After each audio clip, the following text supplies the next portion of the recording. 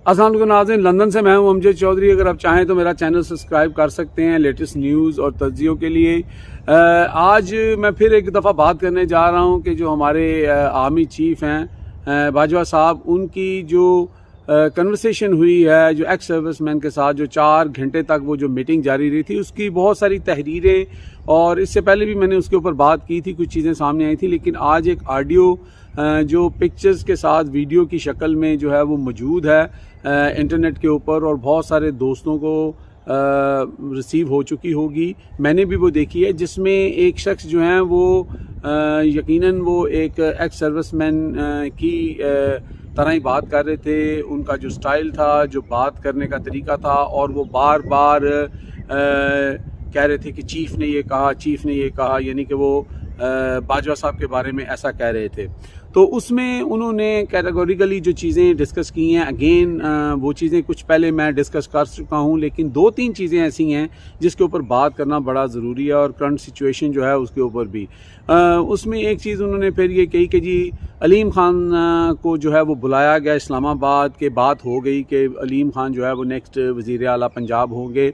और ये कोई पुरानी बात नहीं है, ये भी 3-5-6 हफ्तों पुरानी बात है कि अलीम ख़ान गए भी थे इस्लामाबाद, आप सबको याद होगा। तो अलीम ख़ान साहब को बुलाया गया, लेकिन जब वहाँ पर बात हुई तो उन्होंने स्पेशली ऑडियो के अंदर नाम जो है वो अपना फवाद चौधरी साहब का लिया गया, कि उन्होंने कहा कि नहीं अभी ये इट्स टू अर्ली, तो इसको बाद में देखेंगे। तो फिर उससे जो है इमरान ख़ान ने जो है वो जो वादा किया था वो पूरा नहीं किया, या यू टर्न ले लिया, या उससे मुकर गए। तो पहली बात तो ये है कि ये पूछना बड़ा ज़रूरी है कि क्यों अलीम ख़ान, वाई अलीम ख़ान, हुज़ अलीम ख़ान। ये वही अलीम ख़ान है जिसके ऊपर कहते थे ये ATM है इमरान ख़ान की, और ये कब्ज़ा माफिया है, और ये ज़मीनों पे कब्ज़े करते हैं, इनके ऊपर ये इल्ज़ाम आता है, इनके ऊपर ये इल्ज़ाम आते हैं। ठीक है, वो इमरान ख़ान की कैबिनेट में रहे हैं या उनके करीबी थे, उनकी वजह से PTI को बड़ा फ़ायदा भी हुआ। लेकिन आज वो अलीम ख़ान जो हैं वो जो हैं वो कहाँ पे हैं, उनका आज का जो कॉन्टैक्ट है वो क्या है, और वो क्या इल्ज़ामात लगाते हैं इमरान ख़ान के ऊपर, और इस वक्त वो कहाँ बैठे हैं, और क्या वो जो उनके ऊपर एलिगेशन मुस्लिम लीग नून लगाती थी वो सब ख़त्म हो गए। तो फिर क्यों चीफ़ साहब ये क्यों कह रहे थे अलीम ख़ान, उनका इस सियासी जो एक अपॉइंटमेंट थी उसके साथ क्या लेना देना था। फिर उन्होंने कहा जी हमने उंगली पकड़ के इनको चलाया, ये सारा कुछ किया। तो इसका मतलब ये है कि जो DGI SPR कह रहे थे कि जनाब फ़ौज का, अफवाज का जो है वो सियासत से कोई लेना देना नहीं है, तो इस लिहाज से तो ये सारी सियासी मूव्स हैं। फिर ये भी तो पॉसिबिलिटी है। फिर आपने ये भी कहा कि जी इनके ख़िलाफ़ जो नो कॉन्फिडेंस हुआ था उसको बचाने में भी हमने इनकी मदद की, ये भी एक सियासी मदाखलत है। तो इसका मतलब ये है कि जो आज हो रहा है, जो कुछ हुआ है, और वो लोग जो आपको नज़र नहीं आ रहे, जिनके ऊपर अरबों रुपए के केस थे बाप बेटा पर, वो अगर आके वज़ीर आला और वज़ीर आज़म की कुर्सियों पे विराजमान हो गए हैं, तो आप हमें बताएं ना कि हम जो आवाम हैं हम कैसे सोचें कि फ़ौज जो है वो न्यूट्रल थी, और इस्टेब्लिशमेंट न्यूट्रल थी, और उनका कोई लेना देना नहीं था सियासत से।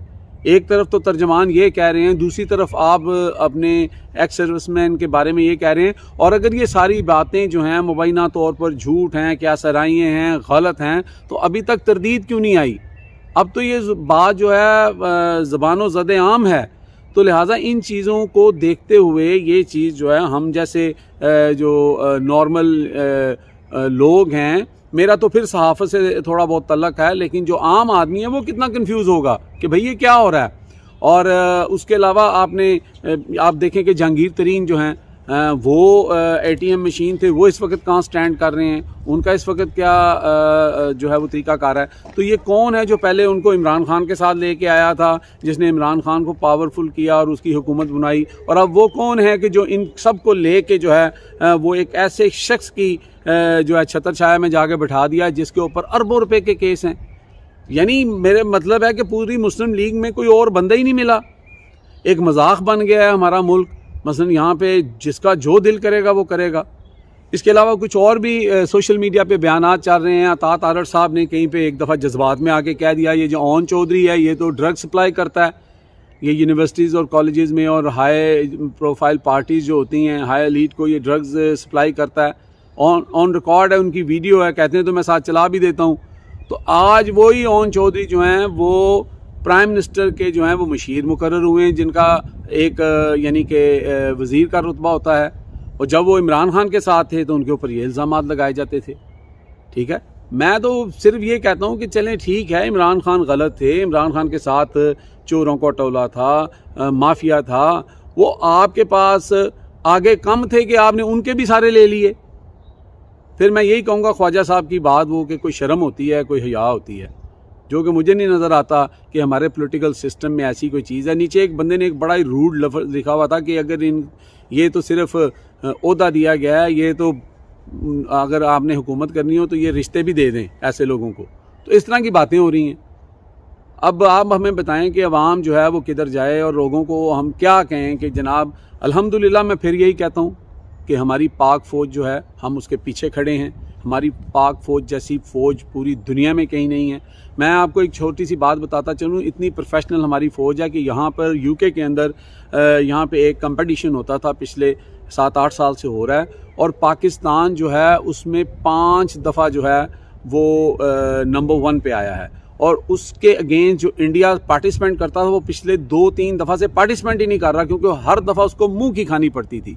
तो ये क्या कर रहे हैं हम? हमारी फ़ौज बहुत अजीम है, हमारी फ़ौज बहुत हमारे मुल्क की मुहाफ़िज़ है, वो कुर्बानियाँ दे रही है, अपनी जानें दे रही है, लेकिन एक छोटे से और शॉर्ट टाइम फ़ायदे के लिए मैं नहीं समझता कि किसी भी फ़ौज के करते धरते को इस तरह की गंदी पॉलिटिक्स में हाथ जो है ना वो अपने गंदे करने चाहिए। मेरी यही राय है, बाकी आप लोग जो हैं वो अपना फ़ैसला ख़ुद करें। मैंने जो चीज़ें ये बातें कही हैं, अगर इसकी कॉन्ट्रडिक्शन आ जाती है तो मैं माज़रत कर लूँगा, लेकिन इस वक्त ये ऑडियो, ये तहरीरें जो हैं वो ज़ुबान ज़द आम हैं।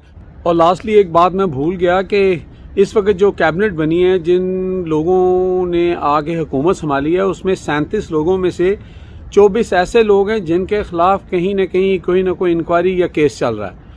अब आप मुझे बताएं कि आपने उस गुफ्तगू में ये भी कहा कि जी इमरान बड़े एरोगेंट थे, उनके जो MNA MPs थे वो उनसे खफा थे, तो ये सारी चीज़ें भी उसमें डिस्कस हुई।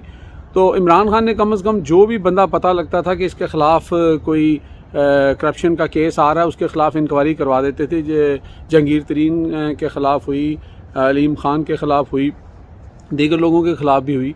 तो ये कौन से जनाब अपना धुले धुलाए अपना मक्के मदीने से लोग आ गए हैं कि जिनके हवाले हुकूमत कर दी गई है। और एक छोटा सा क्लिप भी मैं एंड में दिखाऊंगा, ये किसी ने बनाया था, मुझे भेजा है, और ये मैं नहीं कह रहा, ये जो आपके सामने बैठे हैं अपना चीफ साहब, ये इनके बड़े भाई आपके बारे में कहा करते थे। इसका जवाब भी आप ही देंगे। उनको अपनी ख्वाहिशात की भीड़ चढ़ाया, मेंबरान पार्लियामेंट की खरीदो फरोख्त, जिससे हम अरसा दराज से जान छुड़ा चुके थे, दोबारा आपने शुरू करवाई। जजों से जोर जबरदस्ती से फैसले आपने लिखवाए। इंसाफ करने के जुर्म में जस्टिस शौकत अजीज सिद्दीकी और काजी फाइज ईसा के खिलाफ तमाम इकदाम आपके इमाम पर किए गए।